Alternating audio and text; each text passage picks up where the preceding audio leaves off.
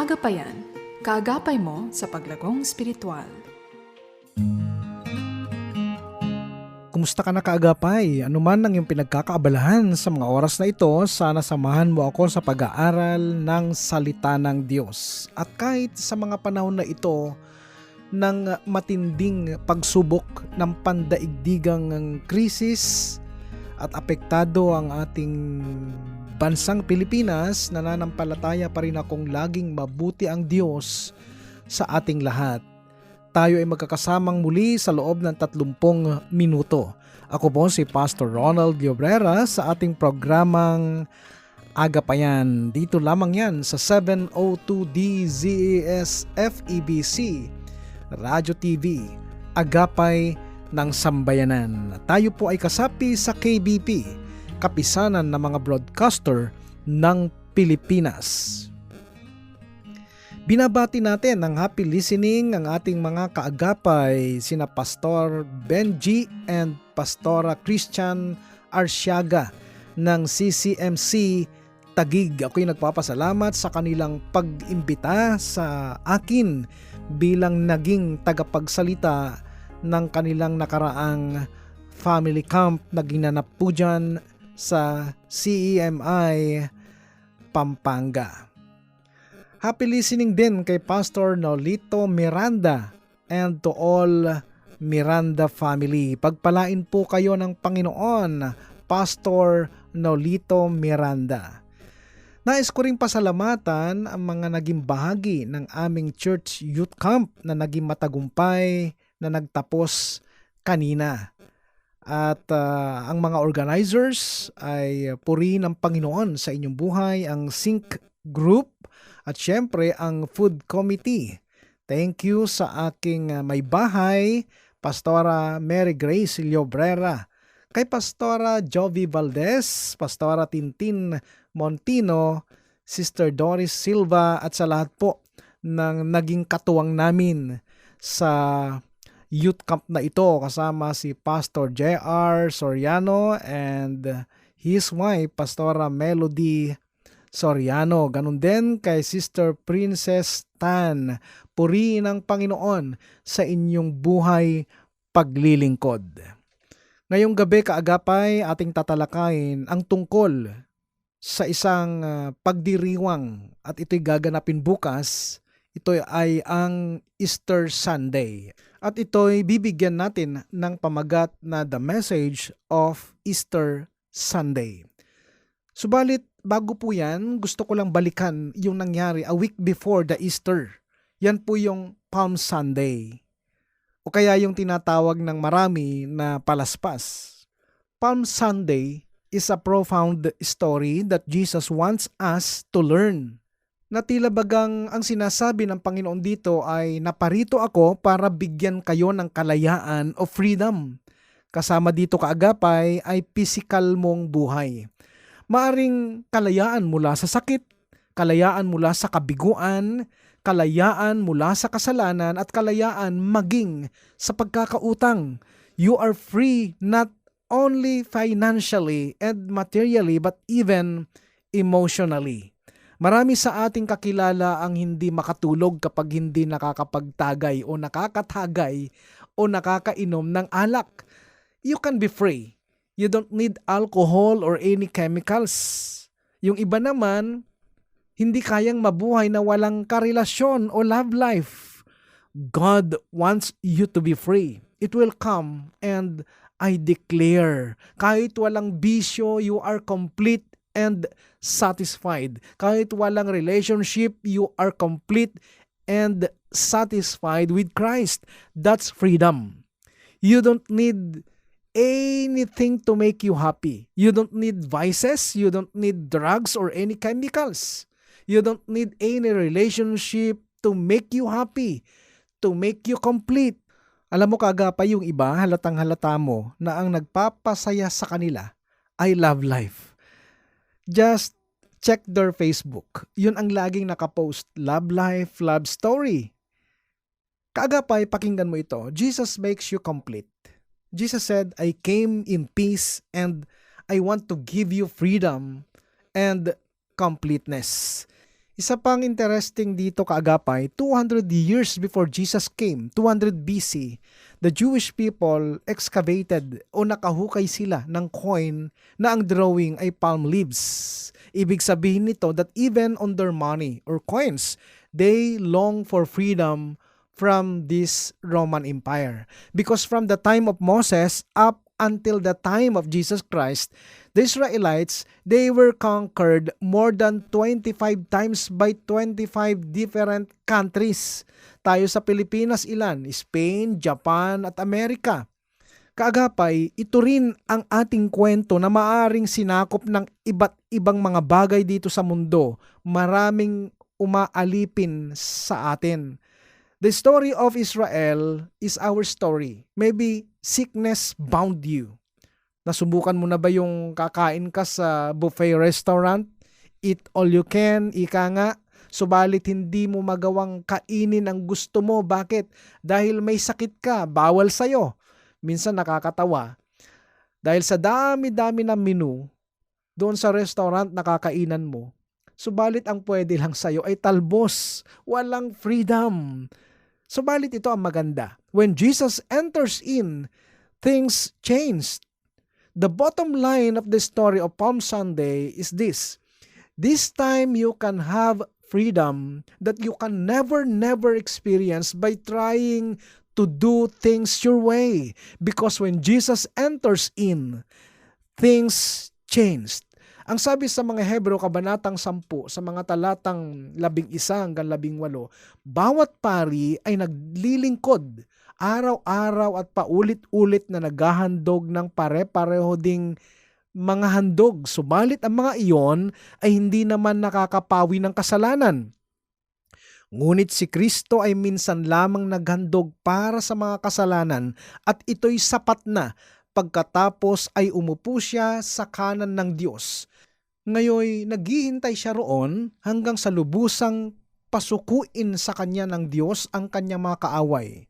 Sa makatuwid, sa pamamagitan lamang ng isang paghahandog ay kanyang ginawang ganap magpakailanman ang mga nililinis ng Diyos. Ang Espiritu Santo ay nagpapatotoo rin sa atin tungkol dito. Sinabi niya, ganito ang gagawin kong tipan sa kanila pagdating ng mga araw na iyon, sabi ng Panginoon. Itatanim ko sa kanilang puso ang aking mga utos at isusulat ko ang mga iyon sa kanilang mga isip. Pagkatapos ay sinabi pa niya, kalilimutan ko na ang kanilang mga kasalanan at kasamaan sapagkat ipinatawad na ang mga kasalanan, hindi na kailangan pang maghandog dahil sa kasalanan. Kaagapay, bakit sinabing kalilimutan ko na ang kanilang mga kasalanan at kasamaan? I will remember no more. Bakit hindi sinabing hindi ko na iisipin? Bagkus ang sabi ay kalilimutan ko na. Walang pinagkaiba yung parang nagwalis ka ng dumi, tinago lang sa ilalim ng carpet, hindi naman talaga nilinis. Sabi, I will remember no more. Means one time He remembered all our sins. At bakit sasabihin niyang no more? God remembered all our sins on the body of Jesus Christ 26 years ago. That's why Jesus hung on the cross saying, Eloi, Eloi, lama sabachthani. Means, my God, why have you forsaken me? For the first time in the history on the life of Jesus, during His time on earth, He addressed God as my God. Dahil bago siya naipako, ang tawag niya sa Diyos ay Ama. Halimbawa ng mga binanggit ni Jesus, I am sent by my Father. My Father and I are one. If you saw me, you saw my Father. First time on the cross, my God. Why? Because of all our sins, the relationship was broken.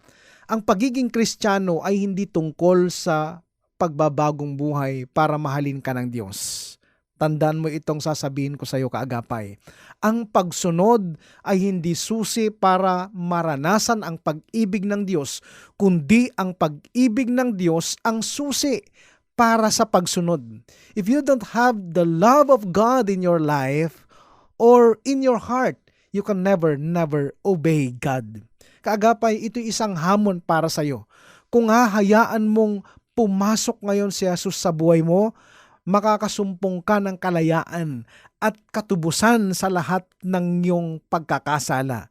At yan ang magandang balita. Purihin ang Panginoon. Sa oras na ito kaagapay, pagpapatuloy na nating talakayin ang muling pagkabuhay ni Jesus. Tungayan natin ang aklat ng Juan kabanatang 20 sa mga talatang 19 hanggang 22. Kinagabihan ng araw ding iyon na unang araw ng linggo, habang nakasara ang mga pinto ng bahay na kinaroroonan ng mga alagad dahil sa takot nila sa mga Hudyo, dumating si Jesus.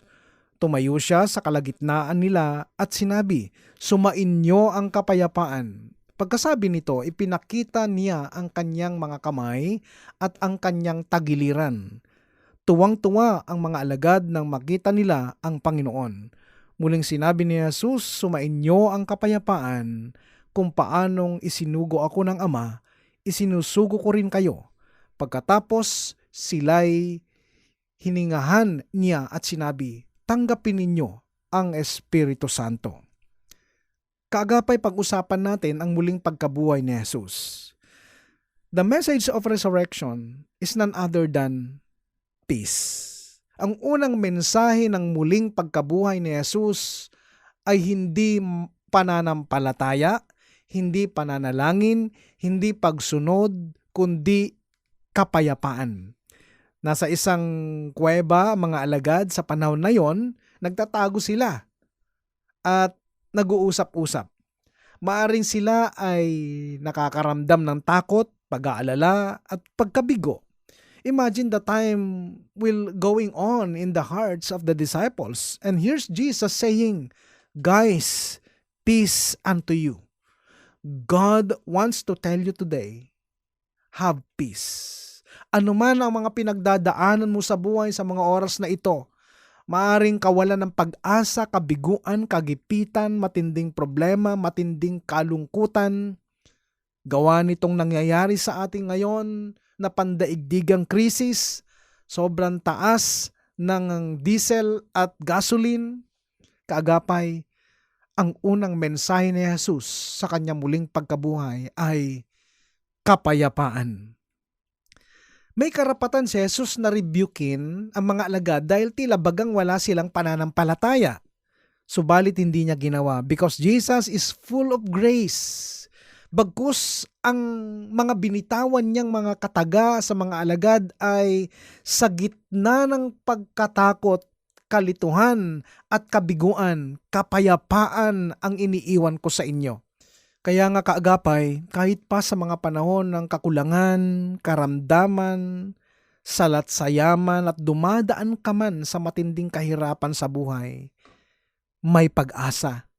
Mayroon kang isang bagay na madalas wala sa mga mayayaman. Ito ay ang kapayapaan.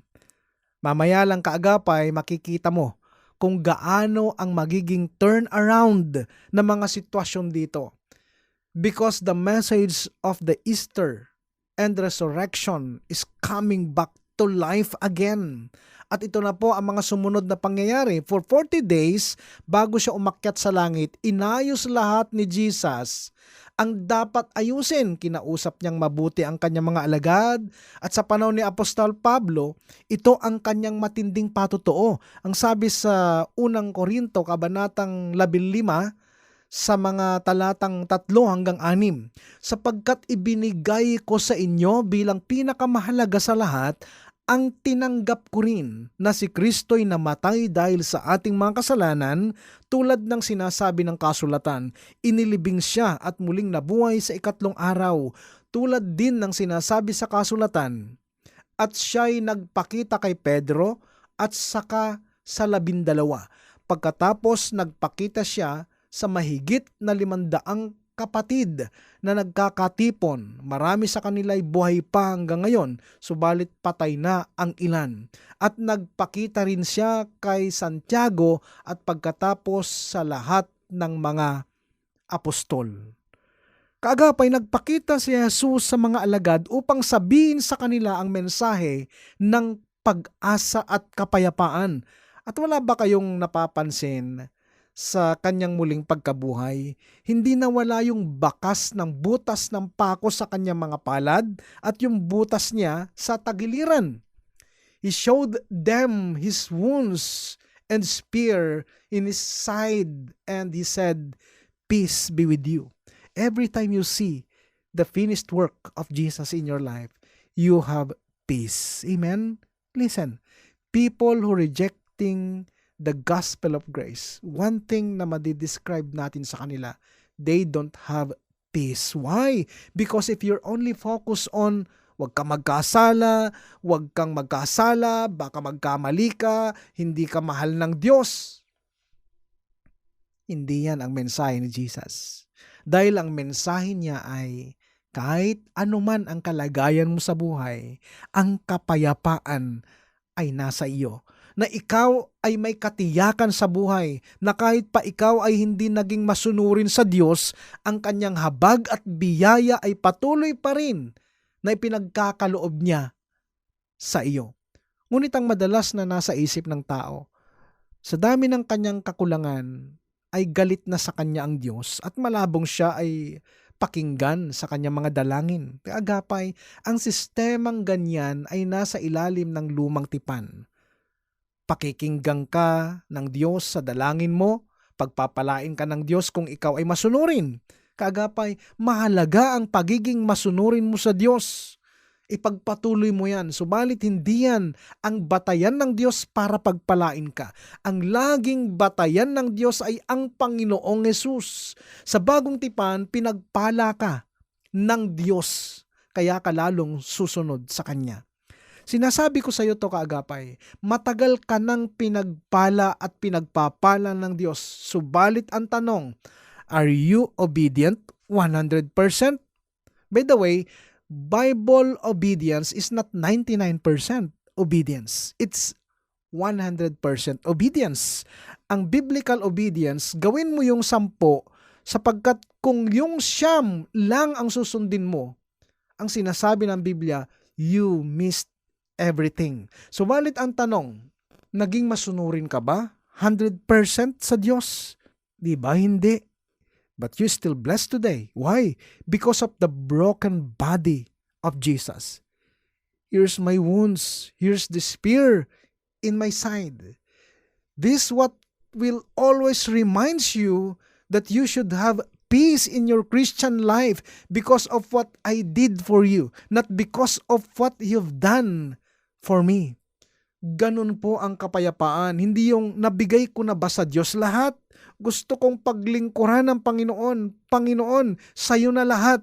Di ba't para bang, Diyos ko, ano pa bang hindi ko nagagawa para sa'yo? Kaagapay, sa ilalim ng batas, laging kulang ang ating ginagawa. Kaya wala kang kapayapaan. Sa bagong tipan noong si Jesus ay nagpakita sa mga alagad, ipinakita ang kanyang sugat at tila bagang nagsasabing, magkakaroon ka ng tiyak na kapayapaan na anuman ang mangyari, lahat ng kasalanan mo ay nilinis sa krus. The Lord is risen. Si Jesus ay namatay dahil sa ating mga kasalanan. At yan ang magandang balita. Ang ating mga pagkakautang ay siniguro niyang lahat ay bayad. But if that's all that Christ did for us, then He helped us only halfway. We still face one big problem. How do we overcome the power of sin? Salamat sa Diyos. Sa pagkamatay ni Jesus, hindi siya nanatili sa libingan. Siya ay muling nabuhay. Siya ay patuloy na nabubuhay ngayon. At sa pamamagitan ng kanyang muling pagkabuhay, patuloy niya tayong ililigtas sa kapangyarihan ng kasalanan at kamatayan. This is one of the countless blessings that His resurrection gives to us. The gospel means good news. The good news includes the truth of His crucifixion and the truth of His resurrection. Si Kristo ay namatay at muling nabuhay para sa atin. Hindi lang yon, tayo din ay namatay kasama niya sa pamamagitan ng kanyang pagkapako sa krus at muli tayong nabuhay kasama niya sa pamamagitan ng kanyang muling pagkabuhay. Amen? Ipinaliwanag ni Apostol Pablo kung paanong ang kamatayan ni Kristo ay nakapagpabago ng ating buhay. Ang sabi sa aklat ng Galatia kabanatang 2, talatang 20, kaya hindi na ako ang nabubuhay ngayon, kundi si Kristo na ang nabubuhay sa akin. At ang buhay ko ngayon sa katawan ay ikinabubuhay ko sa pamamagitan ng pananampalataya sa anak ng Diyos na nagmahal sa akin at naghandog ng sarili para sa akin. Kagapay, dahil dyan, masasabi rin natin, the risen Christ lives in me and He gives me the power to face anything that life will throw at me. Therefore, we boldly proclaim, the Lord is risen. He is risen indeed. Sa Diyos ang lahat ng papuri. At dyan muna tayo magtatapos kaagapay. Magsama-sama tayong muli sa susunod na Sabado sa kapareho-reng oras, 7:30 to 8 ng gabi. Kaagapay, kung mayroon kang katanungan or any concern with regards to our topic today, maaari ka magpadala ng iyong mensahe sa 702DZAS FEBC Facebook page or mag-text ka sa cellphone number 0999-223-5668. Ako po ay pansamantalang nagpapaalam, Pastor Ronald Llobrera po sa programang Agapayan. Pagpalain ka ng Panginoong Hesus. Agapayan, kaagapay mo sa paglagong spiritual.